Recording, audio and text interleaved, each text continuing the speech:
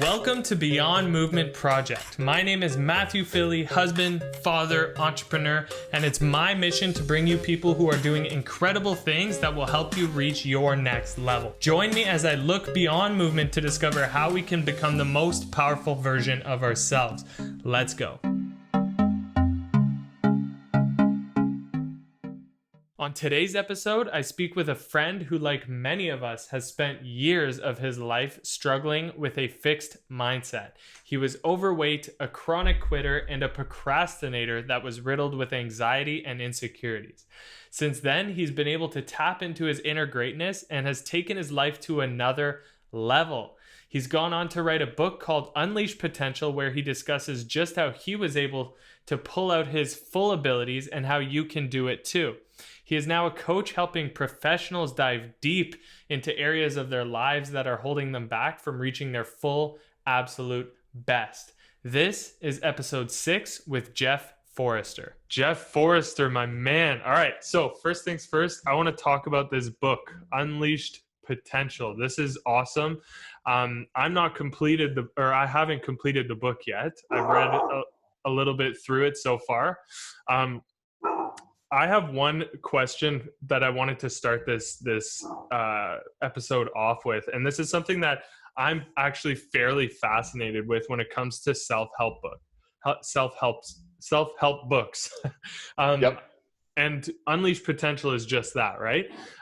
So people that are writing self-help books all have gone through some sort of a process or a journey that have had them improving their lifestyle in some way or another. So they were coming from a position of unhappiness of whatever that might look like. Some people, like if you're looking at David Goggins, has gone through a hell of a childhood, right? And then has come out of that to create something amazing. And, you know, his book Can't Hurt Me was written off of that kind of process. So I'm using that as an example. Everyone that's written a self-help book has gone through some sort of a journey. And that's what I'm fascinated about. Like, what is it that made you go through this process that ultimately wanted you to help others go through a similar process and help themselves overcome certain adversities in their life? Like, let's talk about your journey, man. Where did it all kind of start for you? Yeah. So first, thank you for having me on here. I know we've gone back and forth over the last several weeks, several months, probably. I guess time flies really fast during COVID, but I'm really excited about this and supporting you in this new venture of your podcast. So you're on a journey as well. So I'll flip it. I'll answer your question, then I'll flip it over to have you answer the question as well. Right on. So the journey for me around this book, and it's funny. I feel sometimes journey is overused. So I like to say adventure of life because that's what it is. I mean, it's an adventure for me. So, and what would you say is the difference there? Well, so to me, journey, I feel people are just using that term of just how they kind of wander through. So I can take a journey to the grocery store. I can take a journey, you know, just to go anywhere, which means it's going to hopefully go without any kind of difficulties or obstacles or excitement or joy. To me, an adventure has all that stuff. If you tell somebody we're going on an adventure, that completely takes to me, it shows them, all right, I'm ready. There's going to be some exciting times. There's going to be some scary times. And to me, that's what my life has been. And what's wild is I wanted it to be a journey. Like I wanted it to be easy. I wanted to just be able to put the car on cruise control, put my life on cruise control, have everything happen that I wanted to happen, accomplish everything I wanted to accomplish without much work. So for me, that was my biggest issue growing up and I don't know if you've read the book Mindset by Carol Dweck. It talks about fixed mindset and growth mindset. And we've all heard those terms. And I was 100% a fixed mindset kind of kid and eventually an adult. And so the difference is a fixed mindset is somebody who just, when you're faced with difficulty, you just quit. If growth mindset is you look at difficulty and you get excited by it. and you look at that obstacle and you're excited about what you're going to learn. And she uses the example of a child who takes a test. There's one child that takes a test, gets a 60, fails the test, and beats themselves up because they just assumed they wanted to get 100. And if they didn't get 100, that's it. It's too hard. I'm not going to be able to do it. Growth mindset kid is the one that gets a 60 and is like, oh man, I got a 60. Now I need to study harder. I need to learn a little bit more. I need to do some more. And a lot of us are born one side or the other. I feel like if you probably had a percentage, there's more people born in the fixed mindset because that's what society has planned us to be. And the growth mindset are the rare people. I know we both followed Chad Wright as a Navy SEAL. That dude was born with a growth mindset. David Goggins had a fixed mindset and then worked his way out of that into a growth mindset. And so it's interesting is that we don't have to be sentenced to one side or the other, but it's going to take a lot of work. So for me, that was part of the journey of wanting to write this book is when you go through things, when I've gone through things in life, and then I look back, I'm trying to figure out now, how do I continue to grow and to do things differently than before? Because I got tired of always expecting to do a 5-star job with 2 stars worth of work. And you can put work in, but then I had too much expectations because I had a low self-esteem and I felt like I had to be perfect. Otherwise, everybody judged me on my performance and they thought less of me. And when I started to do a lot of self-reflection, my feelings were probably because I projected that out. I projected a judgmental mentality. I projected, oh, well, they just had it easy. And I didn't see all the work that they may have put in because we do such a terrible job in society of uplifting the performance and then people standing on stage accepting their award, but never exposing and showing the 20 years of hard work that it took to get to where they're at. Mm-hmm. And so for me, that's what this book really came through, because I've always been a self-help guy. I've always enjoyed self-development. And I got that honest from my mom. She was always reading self-help books. She was always listening to tapes about Zig Ziglar and Brian Tracy, all the original self-help gurus that came out. And then, and it was hard to find information and find stuff. You had to go seek out the book. You had to pay a gazillion dollars for, I know this dates me and probably past your age, but you would have to go get a cassette booklet of 12 tapes by Zig Ziglar that you paid a ton of money for to listen to. And then you'd have VHS tapes, and then Tony Robbins came out. All these different people started coming out. And I love that stuff. I love to be poured into and learn things. And what I started doing is that I'm learning is that every time you listen to something, you take something from each person. And that's what this book journey is a compilation of, is, different events happen in my life to where I had chances to reflect back and look at mistakes that I had made and successes I had made. So when I started the book, it all came out of me wanting to be a coach and a consultant and help people, because I love to help people. I love to just see them succeed. And I don't know if you've ever done a DISC profile. It's a personality profile. I'm a high S, which is a big team guy. Like, I would much rather see the team succeed than me as an individual. So I like to be, I'm good up front, but I also like to be in the center and helping people and seeing their success.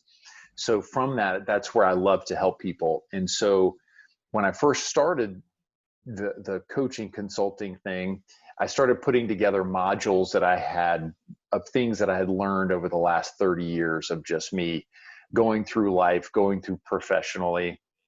And it came to the point where I was encouraged to write the book. I was like, I'm not writing a book. It's silly. There's over 8 million books on Amazon. How's this guy, Jeff from Florida, going to have any kind of an impact with a book?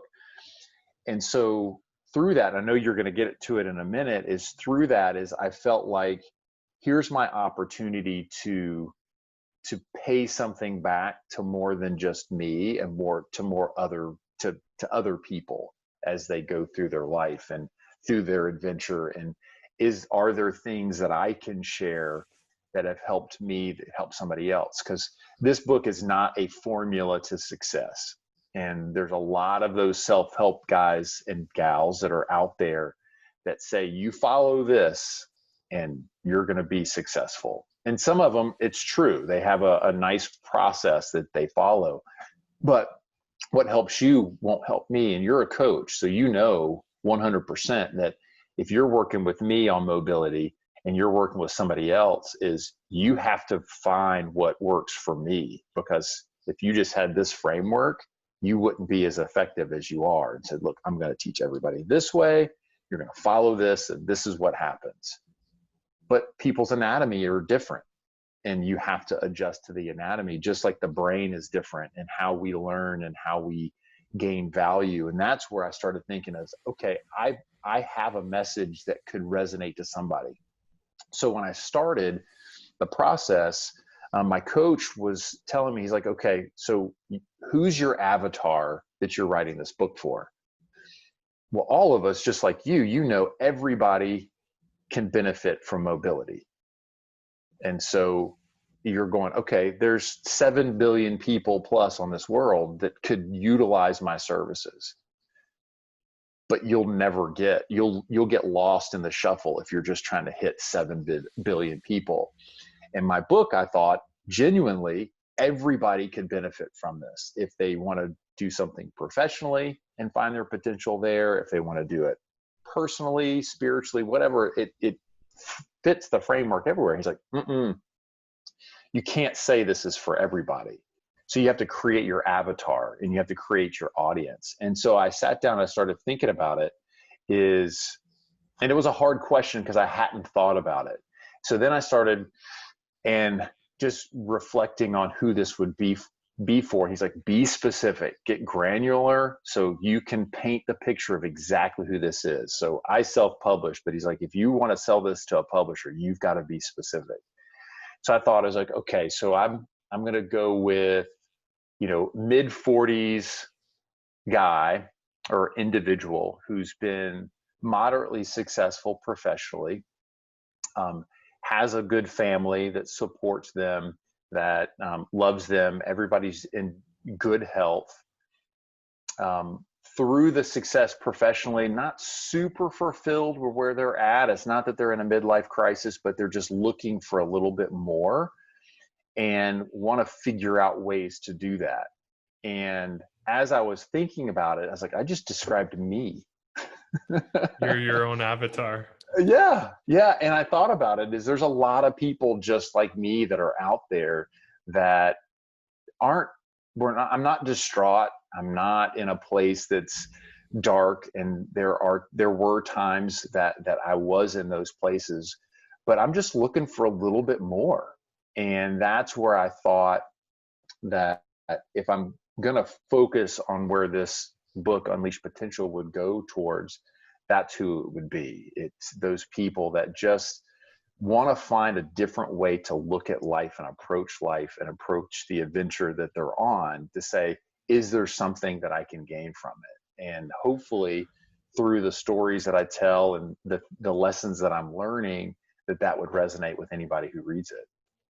Yeah, man. And I don't think there's really anything wrong with having you as your avatar either, right? Like your ideal reader is you. And essentially that becomes, or I think that comes from a process of just understanding yourself so well and wanting to help people who are going through a similar journey that you went through, right? Or a similar life that you've gone through, or having similar struggles. So again, I don't think there's anything wrong with that. And I think um, that's pretty cool too. The fact that you want to help people just get a little bit more, even though they may feel like they do have a lot to be grateful for and whatnot. You're not helping people completely come out of the gutter and just, like do a complete 180 and change their life 1,000%, right? Like you're helping them just step up and up level just a little bit and get so much more fulfillment out of their life from just simple changes, which I think is super honorable and pretty amazing. And I'm getting the sense of that through reading the book too.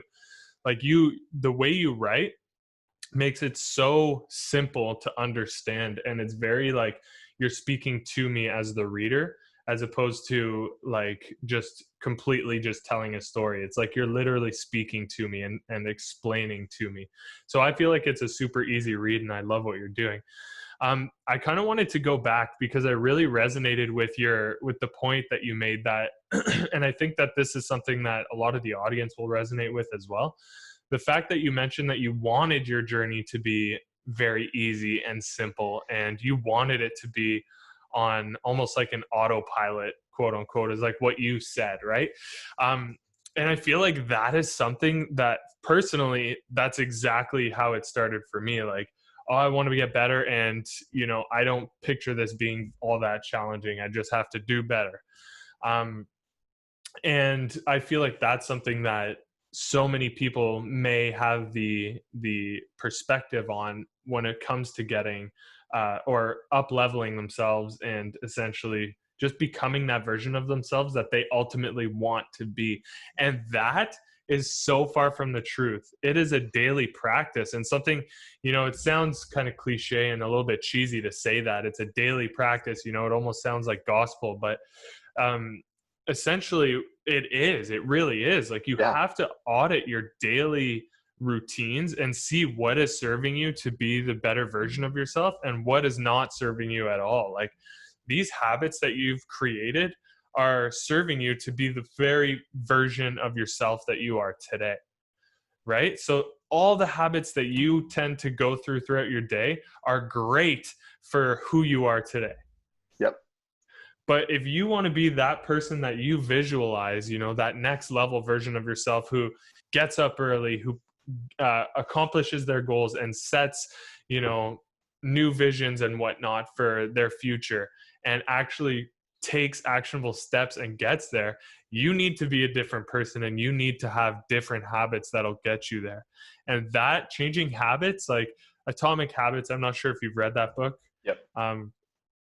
Phenomenal book, and something that actually completely changed my life and got me onto a path towards actually dissecting my habits. But I love what you said there, how you felt like you wanted it to be a simple journey, and that's kind of why you call it an adventure, because you almost have to roll with the punches and get unfamiliar, be comfortable with getting unfamiliar, and be comfortable with getting uncomfortable. Yeah, well, and as a human race, things have gotten so comfortable for most of us, not everybody. So, there's parts of the world where people are struggling just to get clean drinking water. So, I do realize that we're blessed with where we're at. But those people won't be listening to this show anyways. No. What's amazing though is, all of us, we've gotten to the point where if you really want to grow, you have to look for hard things to do. And that's what's been interesting when you were talking about habits. Is there was a great, and I can't remember who I heard it from, so it's not my own, but they talked about habits eat willpower for lunch. And I started thinking about that, is that you That's have intense. you've got to reprogram your inner consciousness, your subconscious, because there's no way that you're going to be able to do anything without reprogramming that. So you look at your mobility coaching, that if I do the mobility exercises that you would prescribe me to do, and I did them twice a week, I'm not going to get the same benefit if I did them 5 days a week or 7 days a week. It's just not going to happen. My mobility will not be the same. And it's the same thing as if we're trying to develop ourselves and create a new habit. If you don't figure out a way to do something every single day, just a little bit, like James Clear talks about, just 1% every day, that you won't accomplish what you want to accomplish. And so you mentioned David Goggins. His book and Jesse Itzler's book, Living with a Seal, started me on this new adventure that I'm on of trying to do difficult things and improving myself. And so one of the things that I took from David Goggins' book was the accountability mirror. And that was so vital for me and had a huge part in me even be able to write some of the words that are in the book that I wrote, is looking at yourself in the mirror. And I grew up as a fat kid, and I could make a bunch of excuses. I could say different things. I could put it on genetics. I'm not fat anymore, but I was a fat kid because I ate a ton of bad food. And having that conversation with myself and, having discussions about what I didn't like about me, that's where it comes from. The beginning of the book, Strengths and Weaknesses, is that if you're trying to help someone be the best athlete they need to be, if you've been talking lately a lot about pelvic tilt and low back pain, well, your pain's coming from a weakness that you need to strengthen. If you can strengthen and improve that, a lot of the pains that you're experiencing will go away. Scientifically that will happen. And it's the same thing in life. And so I looked at the accountability mirror, and I am a massive supporter of Post-it notes now, of just writing things down and then circling them around the mirror. And I have kids, so I have to be careful what I circle around my mirror. But even if it's in code, I know that that's something that I hold myself accountable to every morning and every night. So anytime I look at my bathroom mirror, I have it. So some people may want to use it around their computer. They may want to use it around the door frame, whatever. But it's having that thing that's there that would create a habit, even if it's just, I want to do my mobility exercises that Matt has prescribed me to do every day. Okay, how do you remind yourself? And it's not up to you to remind them every day. Now you may, and just to get them started, but it's also empowering them to say, what system are you going to put in place that works for you? And that's what, when I read David Goggins' book, I didn't follow everything, but that was one of the things that has really helped. And a good example, a simple example, is flossing my teeth. And I use this as an example in the book as well, is that most people don't floss their teeth every day. I would say probably a large majority of people. And I'm 47. And so I was 45 at the time, and I started thinking, I was like, you know what, that's one thing I don't do.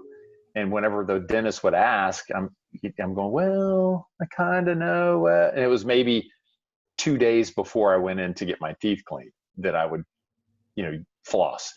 And so I made a commitment. I wrote it on there, floss daily. I've flossed every single day for the last year and a half. So it's something as simple as that. I can celebrate that win. I can get excited about overcoming something and creating a new habit that's beneficial to me, because a dentist will say, floss the teeth you want to keep. I want to keep them all. I don't want to lose my teeth.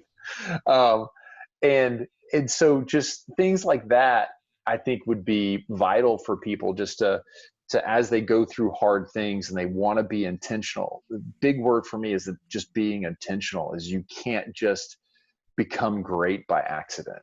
Nobody becomes really great by accident. What is up, Beyond Movers? I just wanted to hop in here quickly to say that I'm so stoked that you're listening in on this conversation. I always do my best to pull interesting and powerful information from my guests to give you an opportunity to learn from the best. If you're enjoying this episode of Beyond Movement, I would love to hear what you think, and it would mean the world to me if you would leave an honest review. Tell us what you're enjoying, what you think, and I will continue to bring you the greatest minds that I can get my hands on. Don't forget to take a screenshot and post this in your Instagram stories and tag us at matthew.j.philly and beyondmovement.project so we know you're listening in. Okay, so let's get back to this conversation. And as always, let's go. Yeah, I love that. I'm curious about your self-talk. You know, now that you write a lot of different things around your mirror, which is something that it's almost like you're trying to rewire the thoughts that you have and that you're putting in your mind on a daily basis. And I kind of want to highlight the ego here. As a younger kid, you were fat, as you said. There's definitely I know this for a fact simply from the book, but knowing myself as I was younger as well, and I had some seriously unhealthy habits myself. There's a lot of negative self-talk that goes through, for the most part, people that struggle with their weight, addictions of any kind. Really, there's a lot of negative self-talk, and again, I want to highlight the ego here because you can't necessarily kill the ego. It's always going to be there. So in my opinion, if you kind of want to kill the ego, and the ego in the sense of which, ego is a challenging word to kind of describe, but that thing that's always there to pull you back away from your big ambitions, because it's there to keep you safe in a way, right? So don't pursue your goals. Don't stand up in front of that crowd and speak your mind because you'll be judged. Similar things to that, right? You can't kill the ego. So at this point in time in your life, what kind of negative self-talk do you feel kind of creeps back into your life, even though you've made all these improvements in your self-talk and your mindset? Oh man, it's daily. It happens daily. It's never going to go away. I just don't feel like it's possible for that to go away because there's so many outside forces that are programming that.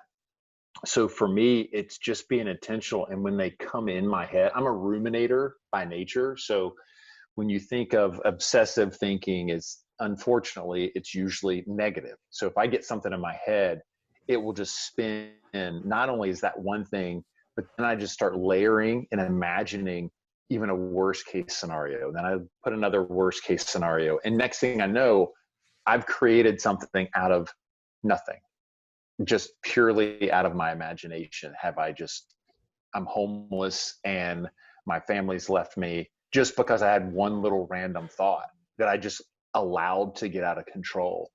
And so for me, it's just keeping those things in check. And when I hear them, it's not one of the things that I learned a couple of years ago, and I'm still learning every day because it's a challenge, is when that thought gets locked in your head, is don't think, okay, stop thinking negative, stop thinking negative, stop thinking negative, because all that does is just layer more things on it. And then you obsess about thinking negative, and then you beat yourself up. Why do I always think this way? I can't ever change. And so then one little path just takes me off another road. And the next thing I know is it's just a full blown anxiety attack, and oh, woe is me. And so what I'm learning now is the power of bringing positive things in. So I'm a Christian. And so for me, prayer is huge for me, and learning how to pray and learning what to say and how to say it and when to say it. And so one of the things that I told myself, and it came to a realization on a run one day, was God won't reject me. And so that was huge for a guy who has struggled with his weight, struggled with massive self-esteem issues and self-image issues, is that God won't reject me. So why am I worried if these other people may think differently about me? As long as I'm living my life in a good, righteous way, and not in a way that hurts people, and that my big thing is loving people and adding value to people. If it freaks them out, it's going to freak them out. And a lot of people react with anger because of fear. And so they're trying to figure out, like, what's this Jeff guy all about? And then all of a sudden start creating bad things about me, or saying things about me, or whatever, making fun of me, whatever it may be. But I know that I'm coming from a genuine place, so I shouldn't allow that to bother me. So for me, it's claiming the love, claiming the power, and claiming just the confidence, and claiming the power back from things. And I know so often for me, with self-esteem and negativity, and even not forgiving myself, is I was giving my power away. And whenever you don't forgive yourself and you beat yourself up, you're giving whatever that thing is the power. And so for me, I just wanted to get that back. And so it's funny when it's, I don't, do you know who He-Man is? No. I'm definitely older. So He-Man was a big cartoon and a big toy back in the early 80s. And so one of his big things was, I have the power. So he's a big muscular action figure guy, and he'd hold his sword up and he said, I have the power. And it's funny when you think about that. And if you just said that in a moment when you're not feeling great, I don't know about you, but my shoulders go back a little bit. My chest goes up. You smile, because I'm envisioning He-Man.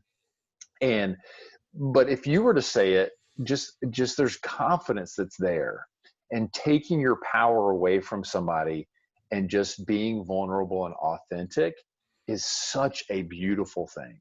And it's one of those things that for me, that's helping me overcome a lot of these challenges that I have. Journaling, I had a good friend of mine that challenged me to journal when I have anxiety. And there's countless books and scientific studies that talk about the importance of journaling and what that can do. But just in any way you want to do it, even if it's journaling on a scrap piece of paper and then throwing it in the garbage afterwards, just anything to get that out, but then to reframe your thought process. Because what you want to do is, you can't allow the ember of negativity and doubt to continue to sit there, because next thing you know, you'll have a raging fire over time, and you won't even realize that thing's been sitting there burning. So it's constant work, it's constant look to put a lot of that stuff out and try to extinguish the negativity with positivity. Yeah, and as you said, kind of focusing too much on don't think negative thoughts, only kind of reconfirms that you're going to think negative thoughts. You just kind of build on top of that. So I like how you kind of said to instead of stop thinking negatively, stop, and trying to like stop it there, kind of just try and reframe it a little bit and be like, okay, where can I find the good in this situation as opposed to the bad, right? There's always something that you could possibly, find some sort of positive aspect to it. So I also love the fact that you brought up journaling. That's something that's helped me a lot in the past as well. But I've read books on journaling, and I've read different approaches to journaling and stuff like that. And none of them I've really honestly been a fan of. As much as I love to journal and found that it's been a massive game changer in my life and my stress in terms of anxiety and depression, and things that hold me back in general, like addictive feelings and thoughts. And journaling has changed everything for me, or I should say it has been an ingredient in the recipe of changing everything for me. Right. But I've never really enjoyed all the different things that different professionals will kind of offer their opinion on it. For me, as you said, all I do is just have a blank piece of paper and write it down. Like there's no agenda to it. There's no necessarily greater goal other than to just release. And that in itself has been very impactful for me personally. Like, when you do your journaling, is there a specific kind of approach that you like? Do you have specific intentions, or is it just kind of brain dump, like what I said? Great question. So two things. So I purchased a journal once it was more like a daily planner of what you needed to do every day. And then I have a buddy that put one together. And again, for me, wanting to be perfect, I found myself more hung up on filling out all the spaces and not getting a D on my journaling homework. Right. You just sit there kind of thinking Yeah, about it for like it hours was too instead of much. actually writing. So it's like I have two versions now. So I have a book that I list the date at the top, and I do to-dos, and then I just write my to-dos down. And then I write grateful. And then I just write whatever I'm grateful for. And sometimes it's the same thing every day. It could be whatever I'm thinking about. It could be something funny. It could be clean drinking water. It could be podcasts like today. I put conversations with cool people because I just knew that we were going to have a great conversation today. And then one thing that my brother had shared from an app that he had seen was I list one thing that I want to do less of today. And I really Interesting. liked that because I do one less thing, but I also add, how am I going to do that? So today was get distracted because we've got so much stuff going on. And so I wrote down, stay focused on the plan, give an effort God is proud of. So that's just a reminder that I do. I try to do this every day, but there's some days that things are blank because I just got busy and all I was able to do was to do my to-do. And then I have another journal that I write that's more for work. So if I get frustrated, it's usually because things aren't going the way I want them to go. So it's not that things are bad. And I'll just write those things down. And then, like you said a second ago, of how I can right the ship and what's the good thing and how can I reprogram instead of going, oh, I don't have this and I need that. And this is frustrating. It's okay. I have this. I'm doing this and I'm proud of myself for accomplishing this so far. And that's really helped me get out of that cycle of that ruminating thought. Then I have another one that I started it over a year ago and I've finished the whole book. And I just wrote a page when I felt compelled to, because when I've started journals in the past, and it sounds like similar to you, is that I felt like if I felt like I had to do it every day, I was just going to start manufacturing stuff. And then there were times that I started a journal that I was writing things that I wanted somebody to read when I was dead. I'm like, that's stupid. What?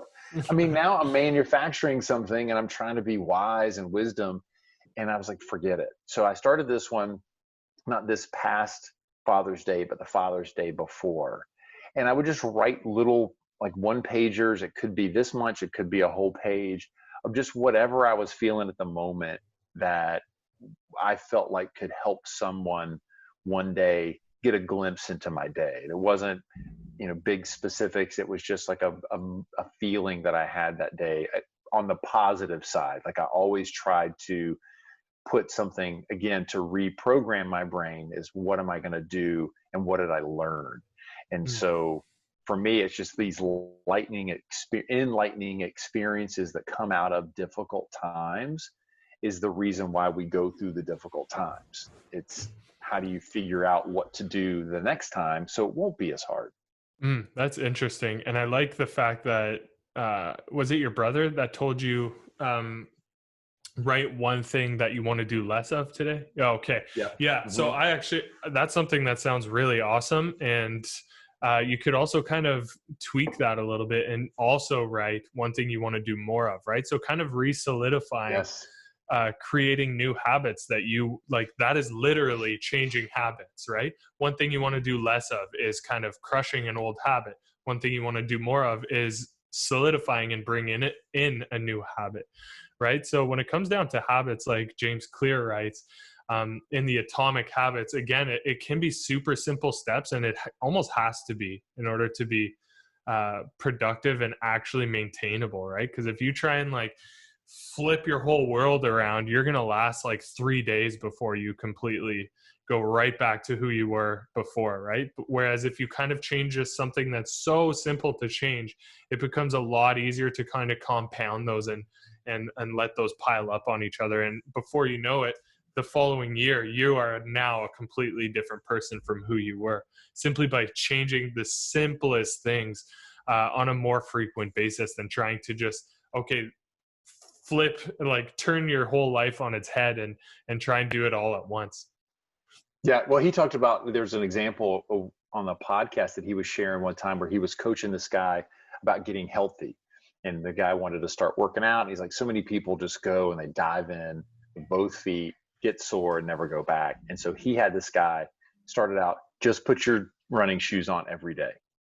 Just get up and put your running shoes on. Well, do you want to go do anything else? Nope. Just put your running shoes on every day for a week. Then he did that. And then he's like, okay, I want you just to go to the parking lot of the gym.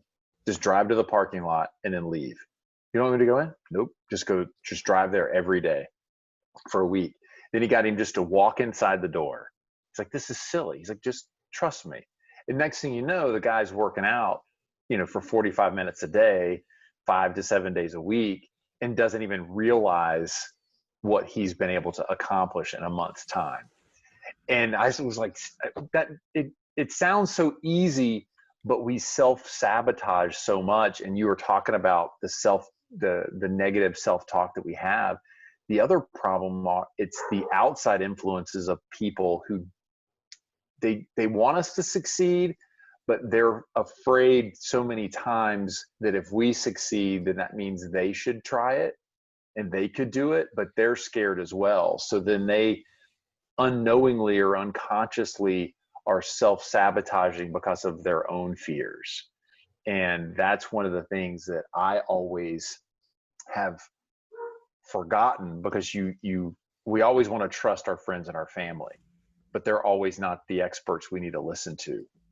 And we love them, but we might not need to listen to them because they have some of the same fears that we have, because we've been raised in that same environment, nurtured to feel the same way. That like when people hear me talk about David Goggins, he's so opposite of what you would think I would resonate with, because I don't curse and the dude just insanely intense.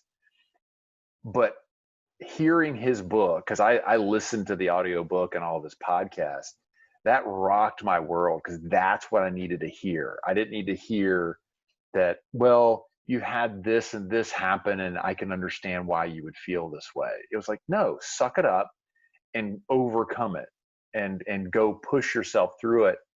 And so that's where a lot of times we love our family and our friends so much, we go to them because we know they're probably going to give us an out. And Goggins doesn't give you an out. And that's what he did in that book with Jesse Itzler, is he pushed that guy to the brink and challenged him every day for 30 days, like all day long. And I'm sitting there going, I wish I had that kind of money. And we, most of us don't have that kind of money where we can hire David Goggins to live with us for 30 days, but we're capable of doing the hard things if we just have our inner voice be that Goggins that we need it to be, and hold ourselves accountable and not giving ourselves an out. And then, like he says in the book, is have that cookie jar of the successes that we have, that when things are dark, go back in the cookie jar and go and find that exciting thing that you can feel good about, the 5 pounds that you lost, the extra mile that you ran, just all these little things that we forget in hard times, but that's what can get us through the hard times. Giving yourself an out, man, that's some deep shit. Honestly, I feel like that's something that's so common too, even without knowing it. And the fact that you kind of brought that back into relying or leaning on our family members, even though they may have the brightest intentions and they really do love us and want the best for us, that self-fear of themselves going into where you're trying to go, they kind of lean that onto you, right? They're letting their insecurities kind of portray through their advice. And that's deep. Yeah, well, because for me, deep. growing up is I constantly heard from other people, you're just big boned. Just our whole family, this is just the way our whole family is. Well, it's not. I'm standing here, I'm 200 pounds, and at my heaviest, I was 270. So yeah, it's the clearly, type of stuff that could stop you from taking control of your health. Yeah, right. And there's so many different instances where that happens. And usually it's around health, it's around self-development, is when you start, and even spirituality is when you start going down these roads and making huge improvements in yourself, and you're feeling good, man. Warfare comes in quick, and you can see the people around you starting to freak out. And as you grow in popularity and you become successful, you're going to have some friends that resent your success and your hard work because they're afraid to do the same thing, because they're afraid to fail. And the only reason why I know that is because that was me, is that you don't knowingly want to sabotage somebody, but it's that, well, why do they have it? I don't have it. That's that fixed mindset versus, man, Matt, you are super successful. What were some of the things that you did that I might be able to do?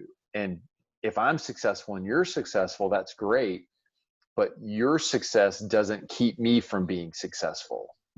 If you can do it, then I can do it, right? Right. So in the book, Think and Grow Rich, he talks about that, there's an infinite amount of wealth. You becoming wealthy doesn't mean I can't become wealthy.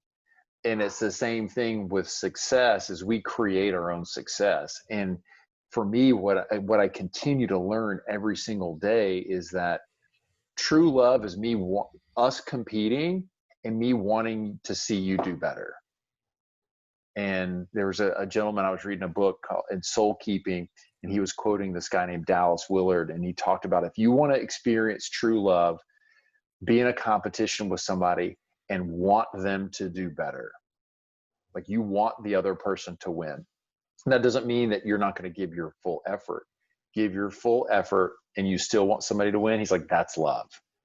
And you think about it, you're like, that just sounds counterproductive. But when you think of competition and you think of all the different sports that you may have been a part of, you wanted to play somebody that was at their best.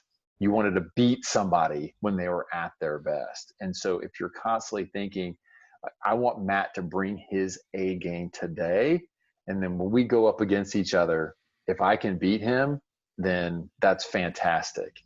And if I don't, then maybe there's something that we can talk about and we can figure out why it wasn't. And I know you had Greg Armstrong on here on your second episode.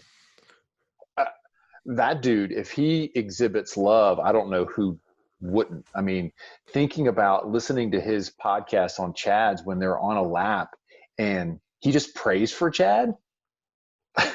It's just them two together. I mean, how amazing is that for somebody to have? So you talked about ego earlier, so much confidence in themselves and their performance that on a lap, he could pray for Chad to do well. Unreal. That guy's just on another level. I feel like a lot of that comes from experience as well. I mean, yes. Greg Armstrong has gone through so many different similar races to that he's experienced the glory of winning these races and stuff. So he knows what that's like, and he understands that that's not what it's all about. It's not all about winning, right? He has a deeper understanding around the importance there is to bring other people up too and help other people get the most out of themselves. There's so much more value to that than just the first place finish, right? The W at the end. There's so much more to actually seeing other people become their best with your help. Right. Mm-hmm. And in the midst of competition. So it wasn't even that Greg was coaching him. Because it'd be different if he was crewing Chad's like, you got this, buddy, and here's where you're going to have to dig in. They were like neck and neck running, and then Greg was a couple of minutes behind him, collapses, and then gets up and then prays for Chad. And it was just, it's unbelievable when you look at how people can dig in and they find their strengths and how that can apply to somebody else and help. Like, he was trying to help Chad overcome, maybe some thoughts that Chad had in his head. And I know Chad talked about it a little bit on a couple of different shows. And it's incredible to think of how much we can help other people through a genuine desire to add value to them. And that was a game changer for me this year, from I think just a new life philosophy is I want to be successful. Everybody wants to be successful, but all I want to do is add value. Like that's my life goal, is to add value to other people. And whatever that looks like, I don't know, because it's different in every interaction. For me, like sitting here talking to you is one, I really enjoy our conversations. And then if I can bring somebody else to you because I'm on this show that adds value to them, but then provides you another listener because it's a friend of mine, that's awesome. That's fantastic. Like that's all I want to do is I want to help you. I want to see you genuinely succeed, because then that's my success. Because when all this is over, and this, I'm a huge Daily Stoic fan as well, and Ryan Holiday fan, is that when all this is over, and it's guaranteed, this will be over for all of us at some point. The one thing we all have in common. 100%. And that's what they're going to say. They're not going to say how much money's in my bank account. They're not going to say the title on my business card. They're going to say how I impacted your life.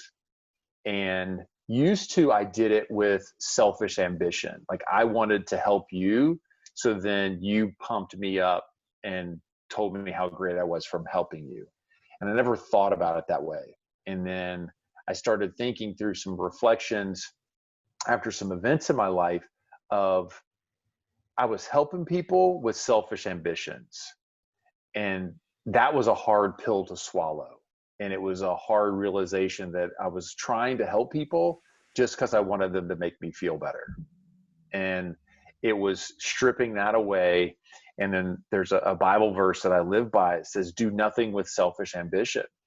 And you want to humble yourself to other people. And when I started to adopt that,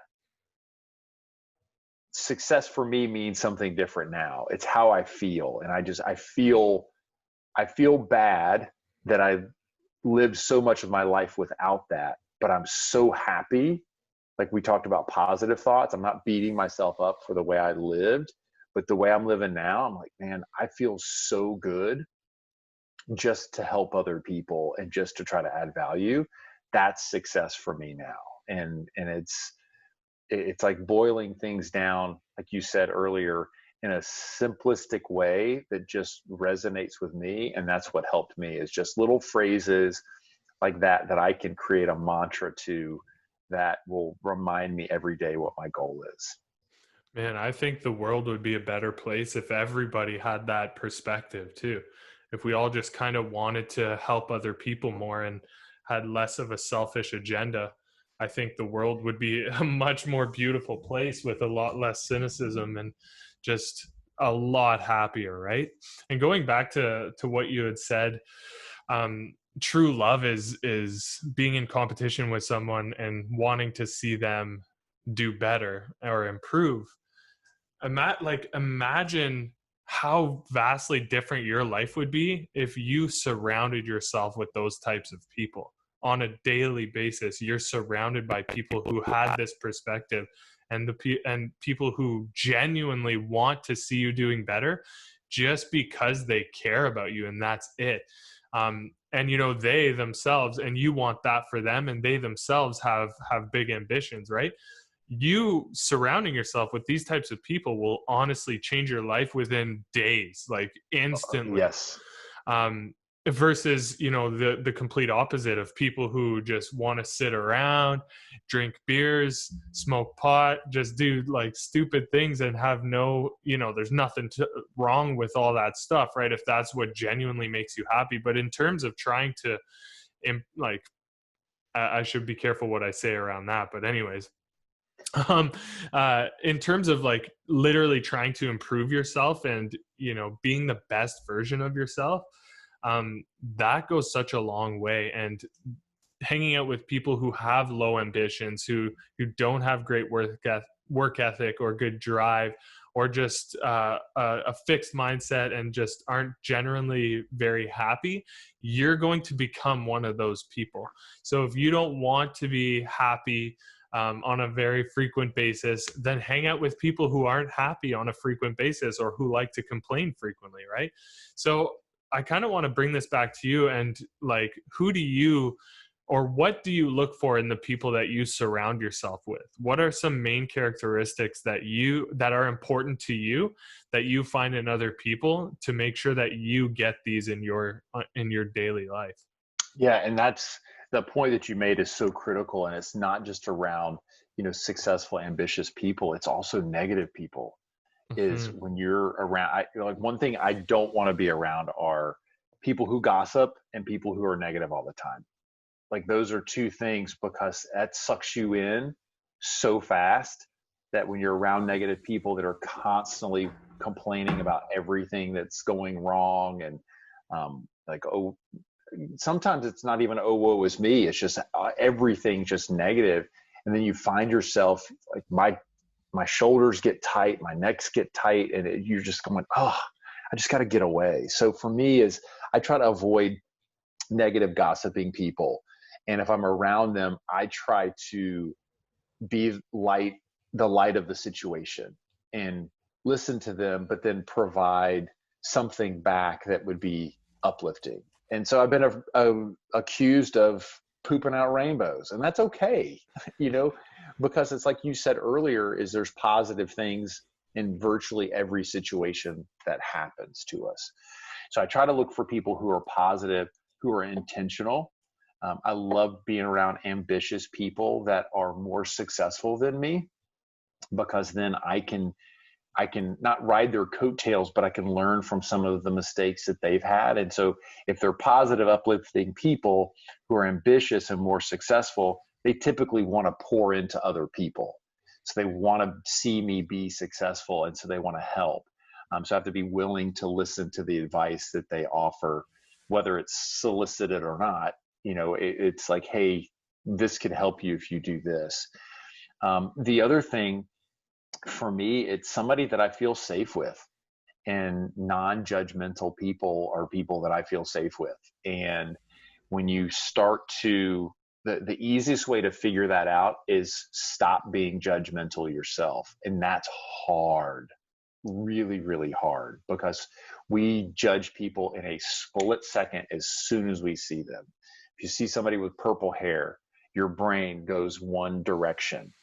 If you see somebody covered in tattoos, goes the complete other way. And so you have all these things that happen that we have to be very aware of how we perceive other people, because we're all unique, wonderful individuals. I said before that I'm a Christian, and I fully believe we're all made in God's image. And that means the way I look, I've got to be okay with me. So it starts working on myself. And then somebody else, they're made in his image as well. And so I have to treat them with the same respect and love, because we're all in that same position. And so that's what really helped me break out of that. I realized that I was surrounding myself with people that were also highly judgmental, because we would be sarcastic and funny, and there's a lot of humor in making fun of somebody else and their deficiencies, so to speak, whatever it may be. And you start to realize, like, that's not very cool, because if it was flipped, I wouldn't want to be there. Now, it doesn't mean that I don't bust on my friends and we don't have a good time and we do things like that, but I know that it's coming from a different place and not out of being spiteful or judgmental. It's just they're being honest, and they make humor out of their honesty assessment of the situation that I'm in. So for me, it's those elements that I really look for. And it all started with who I was. So if you really want to get around good people, is you have to do a good inventory of yourself to figure out, okay, what do I not like about me, and see how many of those traits can I eliminate from some friendships that I currently have. And it doesn't mean that you have to stand up and say, I'm not going to be friends with you anymore because of this. It could just be where you just fade away. relationships change. It's nothing on the other person. It's nothing on you. It's just when I've found myself in different places, or what I'm learning is when I'm in different places, I attract different people, and I am moving in certain situations. And again, it's nothing against these other people. But it also tells you something about the people that's in my life at that moment. And that's the tribe that I surround myself with. It's having mentors, coaches that are teaching me, that are helping me along the way understand things that I just didn't know how to do. So some of the people that I surround myself with, I pay them because I need them. And I put a lot of attention if I'm paying you. Just like the day that I hire you to help me with my mobility, I will pay attention to what you tell me, because I'm exchanging something that's valuable to me over to you, which makes our relationship extremely valuable. Right. People that pay attention, right? There's a saying in the coaching world, like, you can offer your services for free, but those people aren't going to give two shits about what you're Yeah. offering anymore, because they've had zero investment into it, right? Now, I kind of want to go back to the whole judgment thing. As you said, so hard. We're kind of conditioned to judge people instantly. And I feel like essentially that's like a safety mechanism, right? Like, our subconscious mind is doing that to keep us safe. If you think thousands of years ago, when we were in tribes and, we were having to hunt for our food and gather our food, being able to judge a situation or a person or a thing as fast as possible was something that kept you safe and alive, right? So when it comes down to changing like our instinctual habits like that, that becomes something so deep and challenging, obviously, right? Like, you're literally changing who you are at like almost a molecular level, right? So that's something I kind of wanted to chat a little bit deeper about, is just judgment in general. Like, how the hell can somebody just kind of avoid, or not avoid, because I think judgment is like nearly impossible to avoid, in my opinion. It's almost being able to understand your initial judgment and recognize that it's potentially wrong, and that your initial judgment isn't necessarily exactly what the real case actually is. What's your perspective on that? Yeah, you're 100% right. And you said it way better than I did, is that it's impossible to avoid. And there's certain things that we need to judge. Is, okay, it's dark, I'm in an unfamiliar place, and Right. somebody's coming out of the dark. Okay, my initial judgment is, I'm scared. There could be danger there. You also said where we have to figure out where that judgment's coming from. Is it coming out of our own insecurities?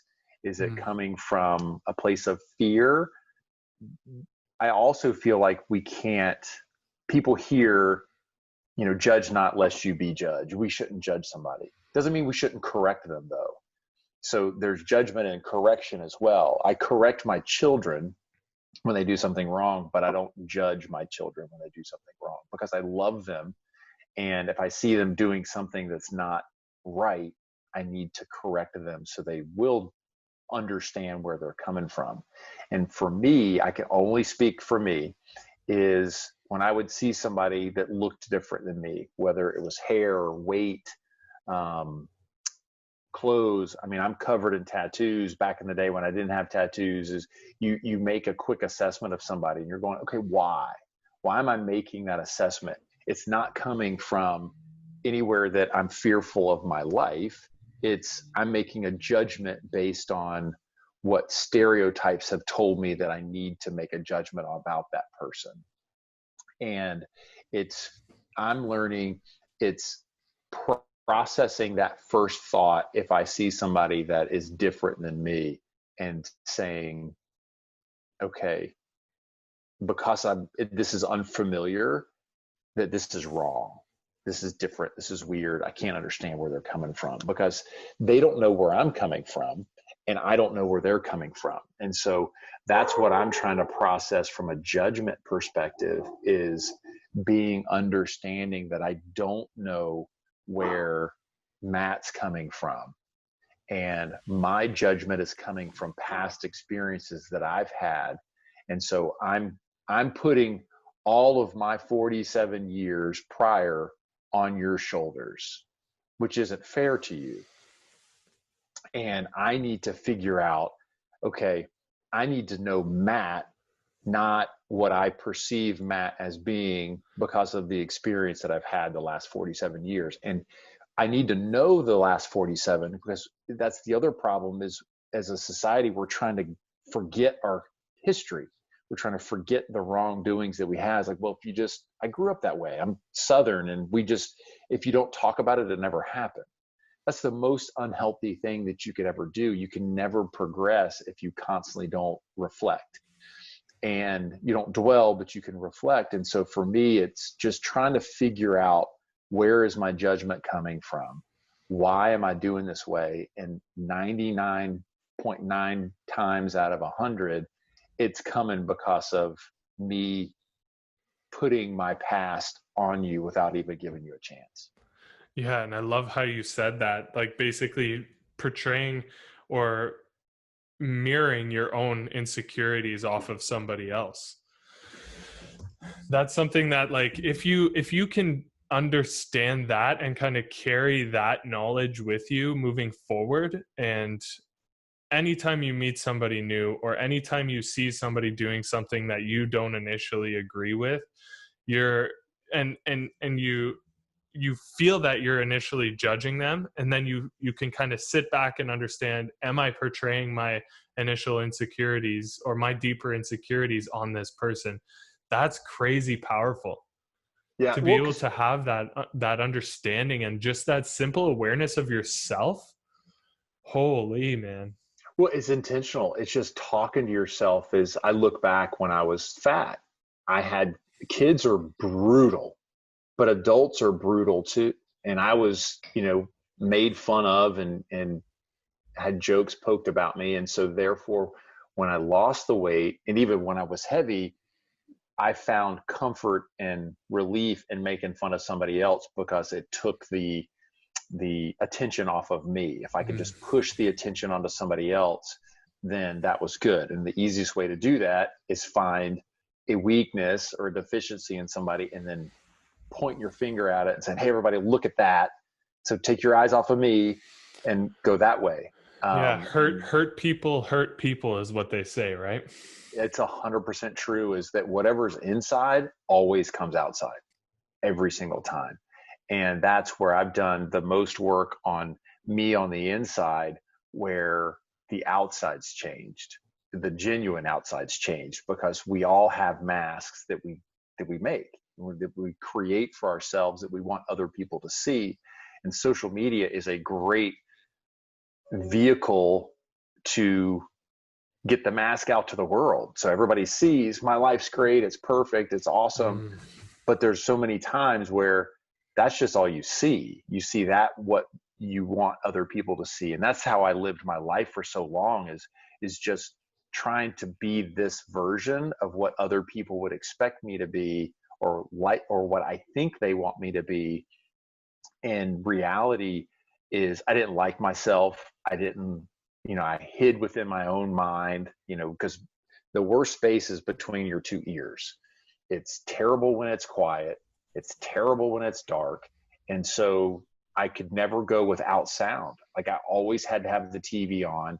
I would immerse myself in work. I would do all these things just to keep the inside fixed. Now, I love it pitch black dark. I love it completely quiet. When we talk about a morning routine, and I know you've talked about this in the past, for me, it's like 45 minutes to an hour where I make my coffee, I sit at the kitchen table, every light's off, and I pray and I meditate. I just sit there, and I never used to be able to do that. And so what I'm finding is, for me, is once I was able to fix me, that helps me not want to judge other people, because I know where I came from, and I admitted it, and I took the power from it.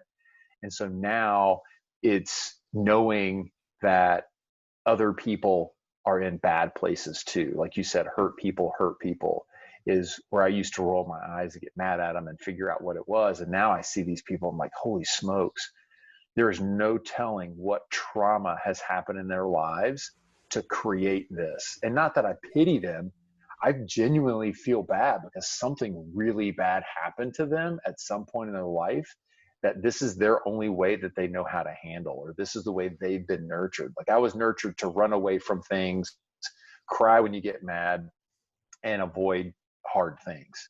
Other people are nurtured completely the opposite. Is you're not allowed to cry. You're weak if you cry. You need to run towards danger. You know, all these different things. It's just the nurture and nature. You talked about that. And we can change that. We're not sentenced to be the people that our parents were. We can be better versions of them. And I hope my kids are better versions of me. 100%. Yeah. That's all you can really hope for as a parent, Yeah. right? Mm-hmm. I love how you kind of brought it back to like the dark and the quietness. I'm reading, like, just recently read, and we were talking about Ryan Holiday earlier, Stillness is the Key. It sounds like you probably have read that book. Yep. Yeah, so a phenomenal book. And that's exactly what he talks about throughout the entire thing, and basically this is why I love Ryan Holiday in all his like self-help series with Ego is the Enemy, Obstacle to the Way, and Stillness is the Key.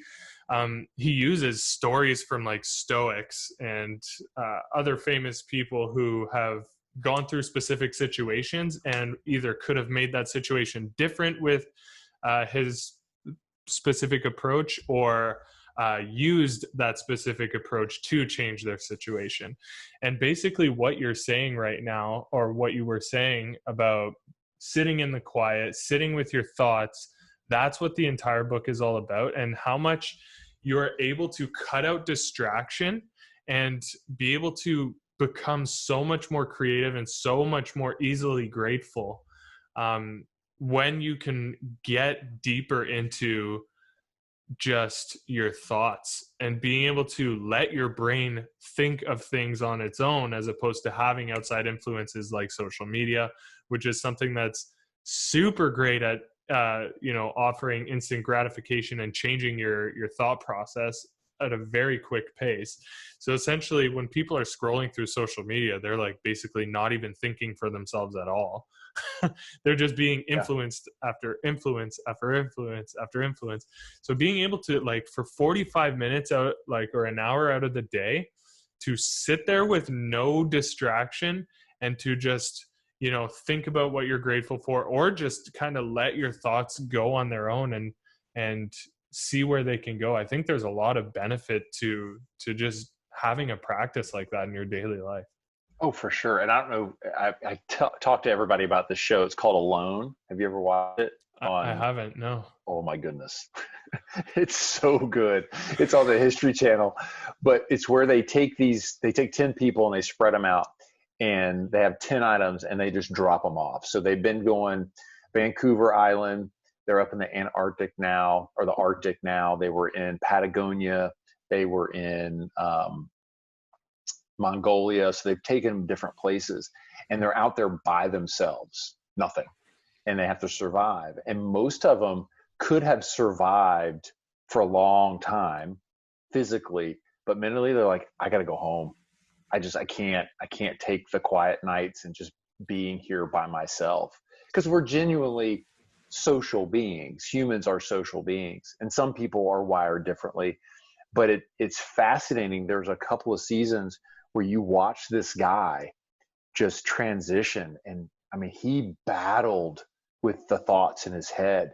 And it was fascinating, from knowing the battles that I've had just sitting on my couch, and seeing this guy forced to go out there, and he had the survival skills. But one day he was excited. He's cursing out trees. The next thing he's on his knees sobbing and goes back and forth. But then by the time he taps out, you can see he's a different human being than when he went. And it was fighting through all those things, the self-doubt, the confusion, where he had no other place to be but to work on himself. Fortunately for him, as he came out better on the back end, that could go terribly wrong for some. But it's really cool, and I would encourage you to watch it. I would encourage anybody to watch it, because it's one of those things, not from a survival's perspective, but from a psychology perspective. It's fascinating to watch. Yeah, that's incredible, man. Yeah, as you said, like kind of being forced, like it sounds like the show just forces you to Yeah. sit with yourself and you have Yeah. no other option. So, I mean, I guess there's a TV crew there, which kind of, No, so that's what's cool about it, is they teach them how to film themselves. So they coach them up on how to film themselves. So it's not like Naked and Afraid where there's a whole crew surrounding them. It's all self-video. So they are it's legit, literally by themselves. Yeah, that's wild.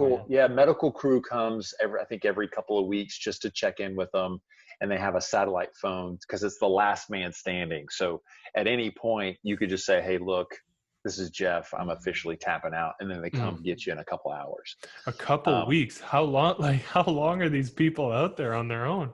Oh, one guy won the whole thing 87 days by himself. Wow. And then season 7, what's fascinating about it is that the game doesn't even start. So the normal seasons, you could win $500,000 for the last man standing. This one's $1 million, but you have to stay at least 100 days.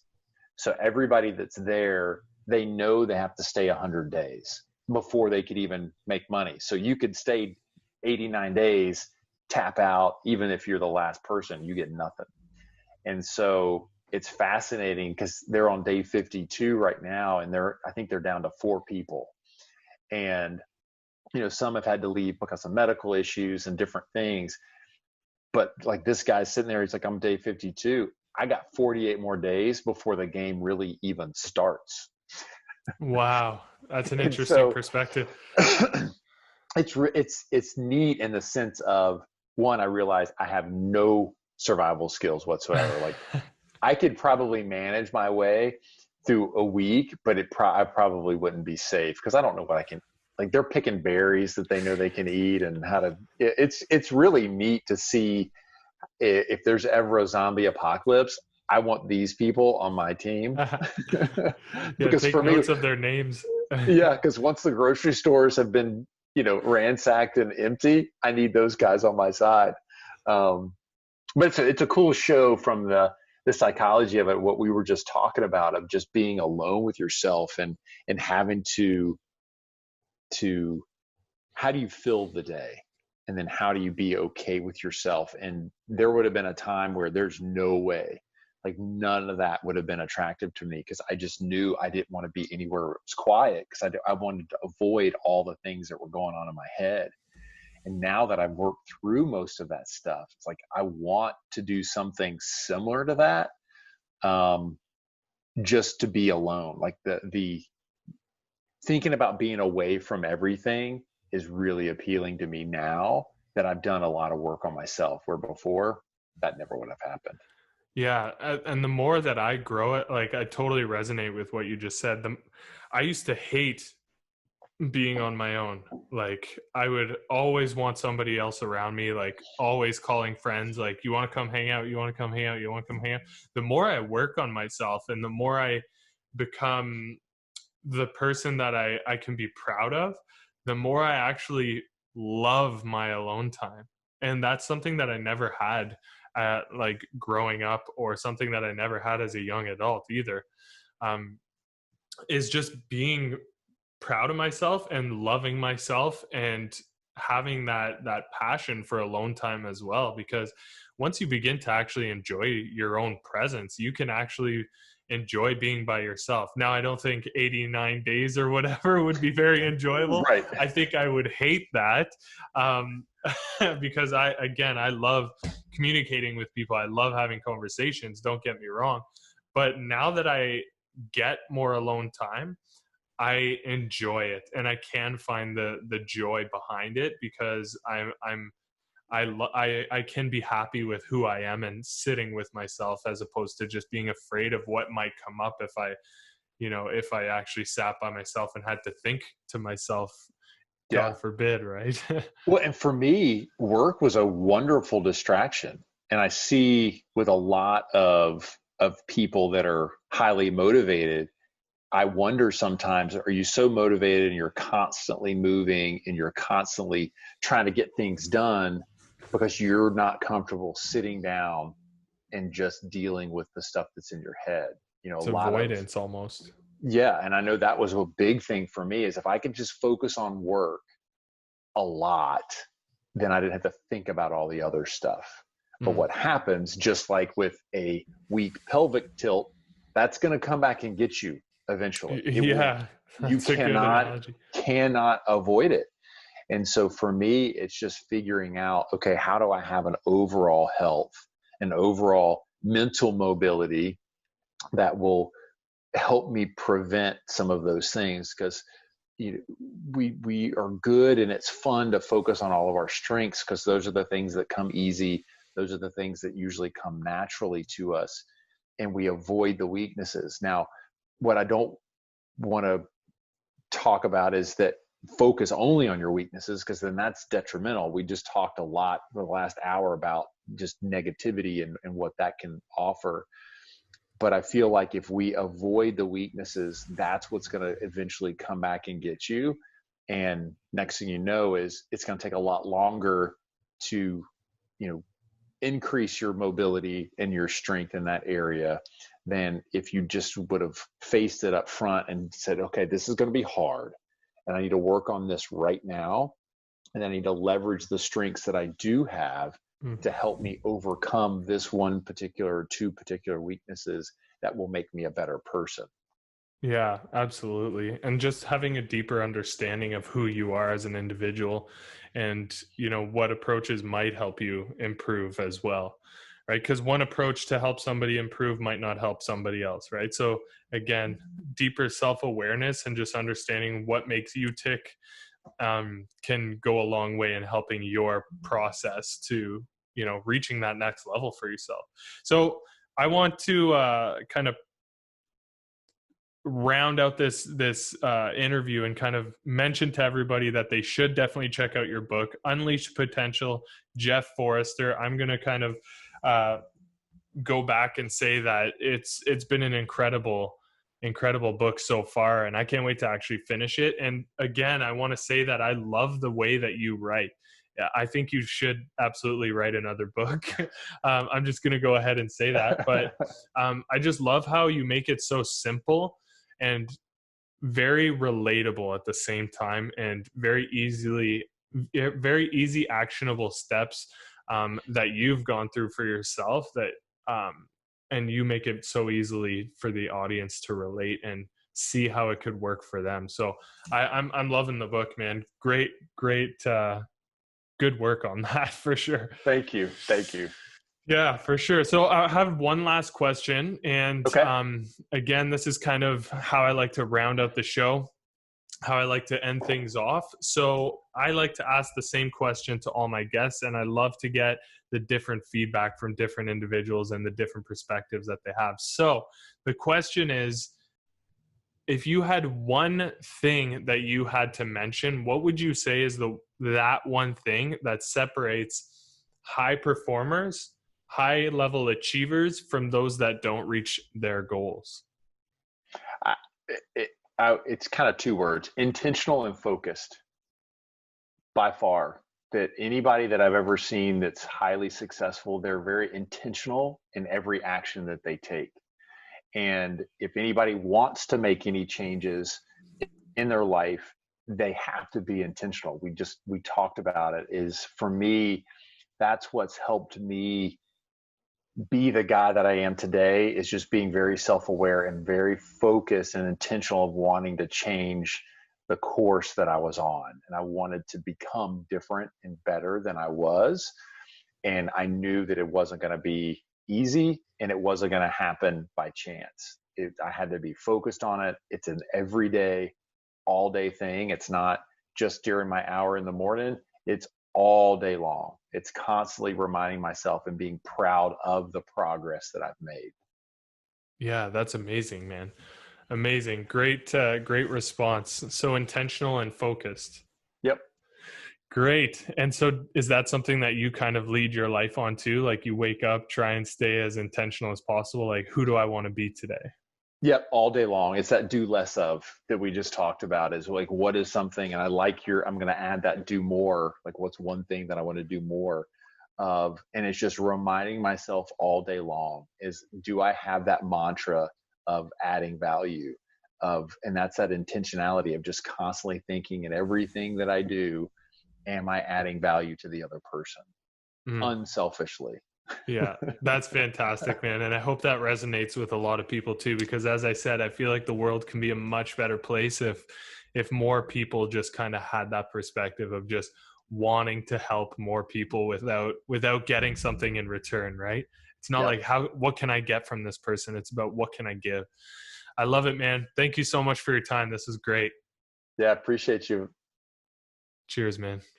Thanks. Hello. I wanted to say a huge thank you for taking the time out of your busy day to sit through this conversation with me. It's honestly my mission to bring you the greatest minds and pull some epic information from them to help you view your life through the lens of thought leaders and game changers. We're on a daily journey to be one step ahead of who we were yesterday, and I am excited to have you right here to walk this road with me. One of my goals is to help more people take control over their success and their daily lives. And one of the best ways to do this is with your reviews. This helps us rank the show to get it in front of more people. So if you enjoyed this episode and you have a quick moment, it would honestly mean the world to me if you would leave a review and comment about what you liked and maybe even who you want to see on the next show. Don't forget to put the tools you learned through this episode to practice, and I will see you next episode. Let's go.